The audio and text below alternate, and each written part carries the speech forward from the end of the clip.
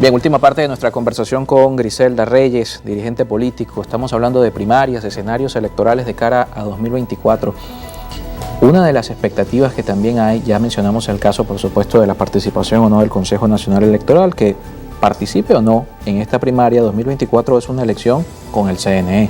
El caso, por supuesto, también de lo que tiene que ver con los venezolanos en el extranjero, que participen o no en 2024, se regirá por lo que establezca el registro del Consejo Nacional Electoral, que hace poco Roberto Abdul de Súmate nos decía, hay menos de 150.000 venezolanos inscritos en el registro electoral fuera de nuestro país, y los números de las organizaciones internacionales hablan de 7 millones de venezolanos. Son temas que hay que, por supuesto, abordar de cara a esa contienda, y el tema de los inhabilitados también es importante, porque poder participar en un proceso interno de la oposición no es garantía de que en 2024 puedan inscribirse. ¿Cómo se hace en este caso? ¿Cómo ve Griselda Reyes que se le dé posibilidad de participar a quienes se sabe ya, por lo menos hoy, en 2022, que están inhabilitados ante el Consejo Nacional Electoral, que no van a poder ser candidatos en 2024 a menos que haya un acuerdo político? Sí, complicado, así como decirle al país que tenemos 7 millones de electores fuera. Es un engaño y es una mentira. La participación de los inhabilitados en este momento sería una irresponsabilidad, porque de ganar un inhabilitado y que no haya ese acuerdo o esa negociación política que permita la participación, se perdió la primaria. Que por cierto hay que negociar con el gobierno. Hay que también aclararlo, para quienes le dicen al país que no negocian y que no se sientan a negociar. Aquí todo se negocia y la política es eso, Carlos. Y el tema es que la gente no entiende que la política es el diálogo, es el entendimiento, es la negociación, y que cuando tú estás en una situación como la que vive este país en este momento, tú tienes que ceder. Y tienes que ceder para poder avanzar. Eso no quiere decir que vas a renunciar a tus principios, a tu ética, pero la realidad es que hay unos escenarios y por eso se llama política. Es una ciencia. Entonces, qué difícil es hablarle a los venezolanos con la transparencia. Esa misma falta de transparencia que es la que nos ha llevado a una sociedad que no quiere saber nada de la política, de los dirigentes políticos, que cuando tú agarras las encuestas y tú ves encuestas y dices, Dios mío, pero este liderazgo, ¿qué pasó aquí? Este liderazgo tenía un mejor posicionamiento. ¿Qué pasa ahora? Bueno, pasa que la gente reaccionó y la gente está entendiendo que yo recibo mi bolsa, que yo recibo mi bono, que yo recibo mi beneficio, pero que yo a la hora de votar, si no llena mi expectativa, me quedo en mi casa. ¿Quién está perdiendo? Está perdiendo el país, Carlos. Estamos perdiendo todos los venezolanos.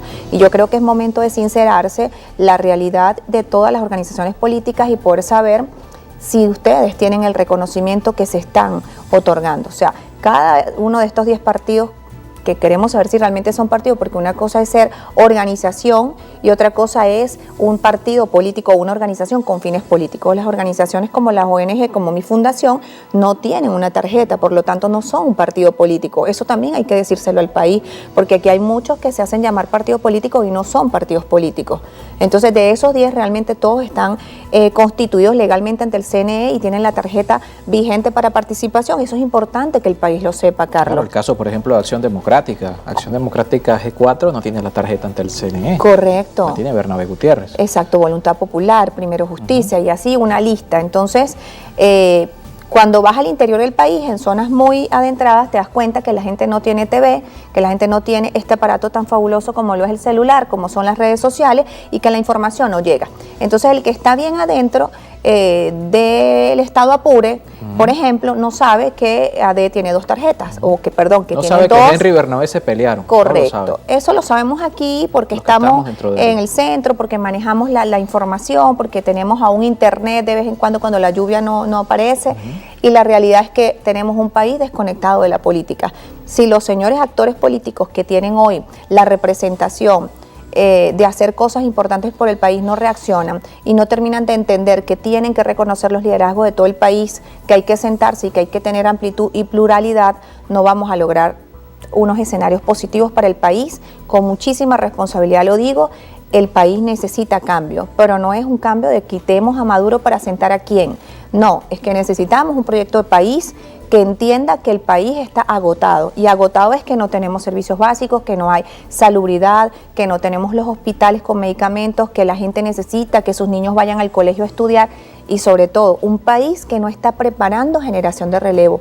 Carlitos, algo tan importante, ¿qué médicos vamos a tener nosotros en 50 años? No se están haciendo posgrados, no se están graduando médicos, o sea, hay un tema gravísimo en todas las áreas del país. Y esto va a repercutir en lo que es actividad económica y lo que es concebir un país en 50 años. Y nadie le está hablando No. a esta gente. No. Están hablando de primarias, están hablando de quién va a ser el candidato, cómo se va a definir. Esos liderazgos, entendiendo lo que está pasando con lo que vemos en las encuestas, que siempre decimos, una encuesta es una fotografía del momento. La fotografía nos dice hoy que no hay un líder en Venezuela. Nadie que tenga, bueno, Rafael Acaba tiene más de 30 puntos y le sigue Nicolás Maduro. Eso habla de cómo está el panorama político. Esa misma realidad y reconociendo liderazgos, ¿cómo va a Griselda Reyes ese perfil que pueda llegarle a la gente? Que no sea tal vez un rostro tradicional de la política, ¿no? Mira, Carlos, yo creo que hay que definitivamente salir a la calle y escuchar a la gente, escuchar a ese ciudadano de a pie, escuchar a esa persona que está trabajando en el restaurante de mesero, a la gente que está en la cola de la gasolina y realmente ser honestos con lo que quiere el país. Cuando tú hablas con la gente, y vengo a editar un foro hace poco en Mérida, la gente me decía, bueno, Griselda, ¿qué va a pasar? O sea, no hay un líder que nos mueva la fibra, nos preocupa que la pelea estéril simplemente agote el sentir de los ciudadanos y que no exista conexión. Y la realidad es que mucha gente dice, no voy a salir a votar, no voy a participar. Yo creo que el país podría estar buscando una cara fresca. Yo creo que el país tiene que buscar una persona con conocimiento, con background, una persona que entienda los derechos humanos, el sentir del venezolano, una persona amplia que tenga cero confrontación. El país necesita sanar heridas, necesita cerrar heridas muy profundas y no lo va a lograr con la confrontación, no lo va a lograr con la pelea estéril. Esto solo se va a lograr con gerencia, con capacidad, con gente que se rodee de gente muy preparada y capacitada, y no pongo en duda que en este país lo hay. En este país hay gente con mucho conocimiento, con muchas ganas de aportar, pero que no se les permite porque no son parte de la cuna de los partidos tradicionales. Yo creo que podría también pasar un escenario sorpresivo en el país, no lo pongo en duda. El 70% de la encuesta, de la última encuesta, dice que el país podría ser un independiente. El país es independiente, el PSUV es la primera organización política y le sigue Acción Democrática con 2%. Con 2%. Entonces creo que es momento de sentarse, de bajarle a ese ímpetu que tenemos, y me incluyo porque hago política, que tenemos los políticos en este país, y creo que es momento de hacer una retroinspección de que hacia dónde vamos y cómo vamos. No hay otra solución, no hay soluciones mágicas, no hay héroes y no hay mesías, porque cuando nos creemos que hay mesías, pasa lo que está pasando en el país actualmente. Entonces, quien es dueño de un TikTok y de una red social y la gente lo aplaude porque vive haciendo historias maravillosas que me causan mucha risa, eso no puede gobernar un país. O sea, yo creo que también la gente debe tener un poco de coherencia y entender que el país necesita gente seria, que le duele a este país y que tenga un profundo nacionalismo, que entienda que solo trabajando juntos vamos a recuperar el país que queremos y que soñamos construir juntos, ¿no? 2024 parece un escenario lejano. Voy a aprovechar una pregunta de un invitado, porque sobre la fecha también hay una realidad. Algunas declaraciones del Ejecutivo, de dirigentes del Partido Socialista Unido de Venezuela, de manera jocosa en algunos casos, en otra no tan jocosa, han dicho que las elecciones pueden ser en 2024 o antes. Hay una pregunta de nuestra audiencia, @1Marvin nos escribe: buenas tardes, estudiando la posible jugada política del madurismo, por ejemplo, adelanto de elecciones para 2023, desconexión política de los partidos con la ciudadanía. No es fácil estar dentro o fuera del país y decir yo soy el Mesías. Totalmente.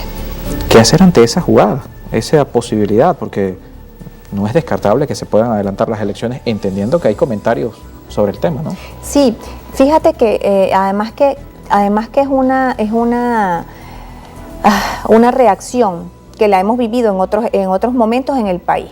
O sea, que un adelanto de elecciones se podría dar, depende cómo el partido de gobierno hoy esté tabulado. Si ellos hoy están haciendo análisis político y están haciendo levantamientos y movimientos de estructuras, y tú los ves, vamos a renovar las estructuras de tal estado, de cual municipio, de cual parroquia. Eso no es otra cosa que un análisis de cómo estoy internamente. Y ese cómo estoy internamente es lo que le va a decir al partido de gobierno si está preparado o no para un adelanto de elecciones. Y ya está en campaña, además. Muy encampañado, pero es que además si las sanciones se relajan como creemos que además tiene que hacerse por un tema económico, por un tema de bolsas, por un tema de un montón de situaciones que el país requiere, esto también les va a dar a ellos una bonanza económica que va a ser usada, por supuesto, en seguir fortaleciendo la maquinaria del partido, del gobierno. Pero ahora, ¿por qué la oposición se quedó atrás? No es por falta de recursos, no es por falta de conocimiento y capacidad, ni por falta de tarjeta. ¿Por qué la oposición no se preparó durante estos 22 años para enfrentar estos escenarios?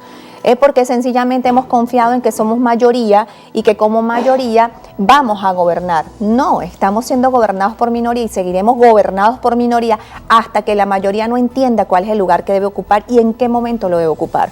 Entonces, la realidad es que no estamos preparados bajo ningún escenario, ni para el 2023 ni para el 2024. A hoy estamos muy raspados. Eso es una realidad.